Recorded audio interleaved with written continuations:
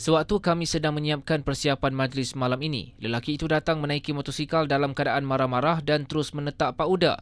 Demikian kata Alif Osman Yop, 63 tahun, Bilal Surau Nurul Hidayah Bukit Jana Kamunting, yang menyaksikan rakannya Nur Muda Muhammad Nur, 68 tahun yang juga bendahari surau diserang. Menurutnya lelaki itu dalam keadaan tidak terkawal meluru masuk ke kawasan dapur surau sambil bertanya siapa yang memfitnahnya.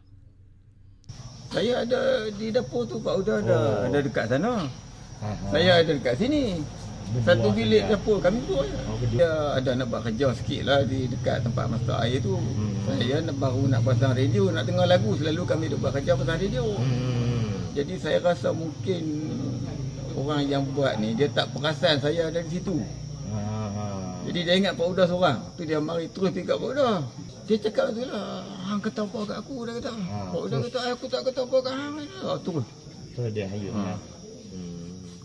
Dia nak keluar. Sebelum tu saya ambil kursi tu 3 lapis, kursinya tu ambil kursi 3 lapis. Saya nak macam nak pukul dia lah. Lepas tu dia keluar, dia nak serang saya pula. Dalam dia nak serang saya tu, tak tahu macam mana, dia keluar terus macam tu. Tapi dia ada acu juga parang kat saya.